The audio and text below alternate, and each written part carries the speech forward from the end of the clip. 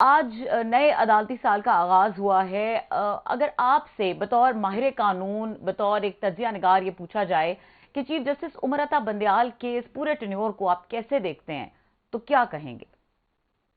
بہت شکریہ۔ دیکھیے، میرے نزدیک تو عمر عطا بندیال صاحب کا جو ٹینیور ہے وہ ایک نہایت ہی مایوس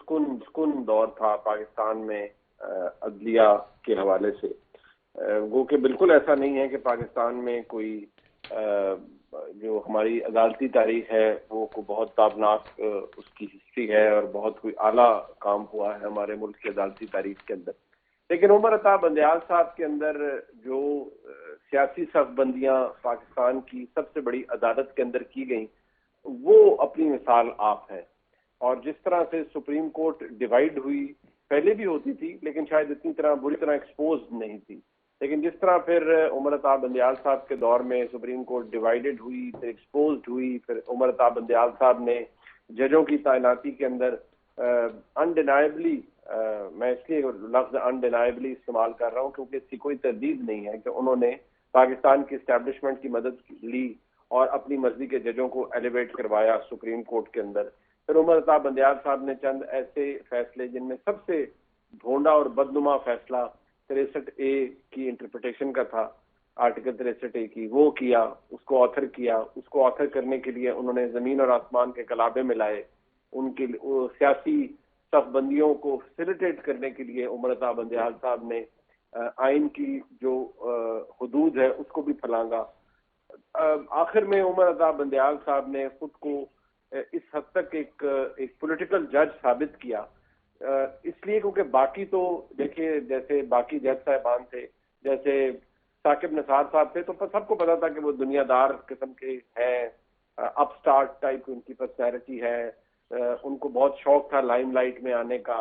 اور پاپولسٹ قسم کے کام کرنے کا، پاپولزم دکھانے کا۔ لیکن جو لبادہ عمر عطا بندیال صاحب نے اوڑھ رکھا تھا کہ میں آئین اور قانون کا پابند ہوں، انہوں نے تمام کام، یا چلے اگر تمام نہ بھی صحیح تو زیادہ تر کام وہ کام کرتے ہوئے اس جو امپریشن تھا اس کی نفی کی، اور انہوں نے ثابت کیا کہ وہ آئین اور قانون کے لبادے کے اندر چھپے ایک سیاسی جج ہیں، اور انہوں نے کنڈکٹ بھی خود کو ایک جج کی طرح نہیں بلکہ ایک سیاستدان کی طرح کیا، ایک پولیٹیکل پلیئر کی طرح کیا، جو کہ میں سمجھتا ہوں پاکستان کی عدالتی تاریخ کے اندر ایک بدنما داغ ہے اور رہے گا۔ مجھے بالکل میں یہ نہیں کہوں گا کہ ایسا پہلے کبھی نہیں ہوا، ہاں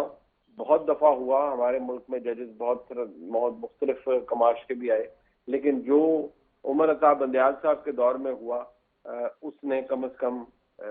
اس بات کی تو ہمیں ایک سبق ضرور دے دیا کہ جو لوگ بہت زیادہ آئین اور قانون کی باتیں کرتے ہیں، جو اپنے ارد گرد ایک فساد کریٹ کر لیتے ہیں کہ وہ شاید ابو بورڈ ہیں، اور ان کی جو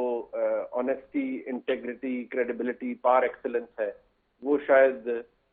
وہ زیادہ چیزیں میڈ اپ ہوتی ہیں، ان میں سبسٹنس نہیں ہوتا۔ بدقسمتی سے، نہایت افسوس کے ساتھ مجھے شرمندگی ہوتی ہے تمام باتیں اس لیے کہتے ہوئے کہ جب عمر عطا بندیال صاحب سپریم کورٹ کے چیف جسٹس بنے تھے تو میں بہت زیادہ پر امید تھا کہ وہ ایک بہت اچھے چیف جسٹس ثابت ہوں گے، لیکن انہوں نے جس طرح سے وہاں بیٹھ کر پاکستان تحریک انصاف کی جوڈیشل ونگ کی ترجمانی کی ہے، میں سمجھتا ہوں وہ پاکستان کی عدالتی تاریخ کے اندر ایک بدنما داغ اور دھبے کی صورت میں ہمیشہ رہی۔